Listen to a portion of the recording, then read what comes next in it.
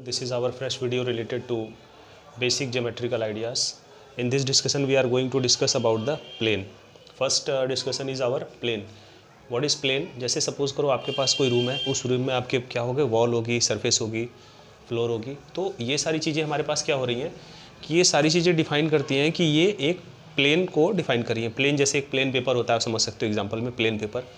देखो, flat surface that extend indefinitely in all direction. Flat surface that extends indefinitely in all direction is called a plane. For example, when you talk about a room, it consists of 4 walls, a roof and a floor. 6 plane आपको उसमें मिल रहे हैं, ठीक है. वो extend कर सकते हैं इनडेफिनेटली, मतलब इसका कोई मतलब लिमिट नहीं होती है, वो इनडेफिनेटली एक्सटेंड कर सकते हैं. आप जितना बढ़ाते चले जाओ वो चलते चले जाएंगे.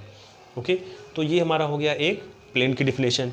अब जैसे हमारा लाइन होती हैं parallel lines and intersecting line, उसी तरह से हमारा प्लेन भी होता है, वो पैरेलल और इंटरसेक्टिंग हो सकता है, ठीक है. जैसे हमारी वॉल होती है, वो फ्लोर से हमारी क्या होती है, उसके ऊपर एडजेसेंट होती है. ओके, हमारी बात समझ में, वो उसको इंटरसेक्ट भी करती हैं.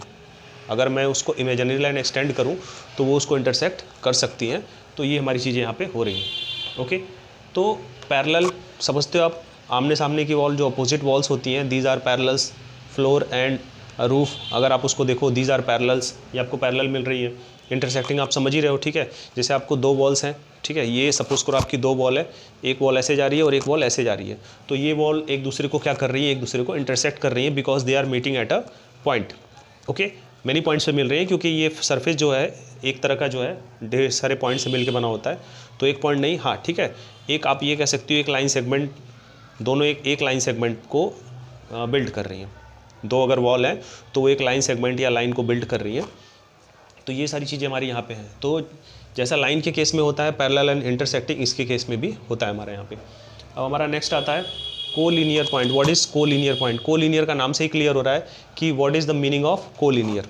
कोलिनियर यानी कि जो एक ही लाइन सेगमेंट पे लाई करे उसको कहेंगे कोलिनियर. जैसे सपोज करो हम लोग मार्च करते हैं, मार्च पास्ट करते हैं, तो सारे स्टूडेंट्स क्या होते हैं, आपको वो कोलिनियर ही दिखेंगे. कोलिनियर दिखेंगे मतलब एक के पीछे दूसरा, दूसरे के पीछे तीसरा. दैट इज़ द क्यू, वो एक क्यू बना के चलेंगे.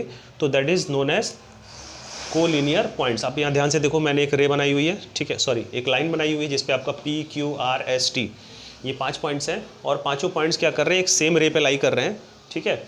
तो ये हमारे हो जाएंगे कोलिनियर पॉइंट्स. ओके, अब नेक्स्ट हमारा क्या है, कॉन्करेंट लाइन्स. कॉन्करेंट लाइन्स क्या होती हैं? जैसे सपोज करो आपके पास लाइन है, ठीक है, 3 लाइन आपस में एक दूसरे को इंटरसेक्ट कर रही हैं, इंटरसेक्ट. जहाँ वो 3 से ज़्यादा हुई, तो वो क्या होता है कि 3 या 3 से ज़्यादा होने पर, मतलब 2 से ज़्यादा हो गई, जहाँ पे 3 या 3 से ज़्यादा होने पे अगर एक ही पॉइंट पे एक दूसरे को क्या कर रही हैं, वो इंटरसेक्ट कर रही हैं, तो और जो हमारी लाइंस हमको मिलेंगी, मतलब 2 से ज़्यादा जो लाइंस मिलेंगी, वो हमारी लाइंस क्या हो जाएंगी, कॉन्करेंट लाइन हो जाएंगी. और ये हमारा वो पॉइंट ऑफ कंकरेंस हो जाएगा. पॉइंट ऑफ कंकरेंस हमारा हो जाएगा. ये हमारा ये, जैसे ये केस हमारे पास, आप ध्यान से अगर देखो यहाँ पे, तो ये एक 3 लाइन है, L M N. Okay, L M N O, आपके पास 4 लाइन्स हैं. और ये ए हमारा पॉइंट ऑफ इंटरसेक्शन है, जो आपका जो है ये चारों लाइन सेगमेंट लाइन जो है आपस में क्या कर रही है, एक ही पॉइंट पे इंटरसेक्ट कर रही है, एक ही पॉइंट पे मीट कर रही है. तो this will be known as concurrent line, ठीक है. तो आप, आई होप आपको ये डिस्कशन अच्छा लगा होगा, समझ में भी आया होगा. किसी तरह की दुविधा होने पे या डाउट होने पर आप you can comment me. And thanks for watching my video and keep watching my videos.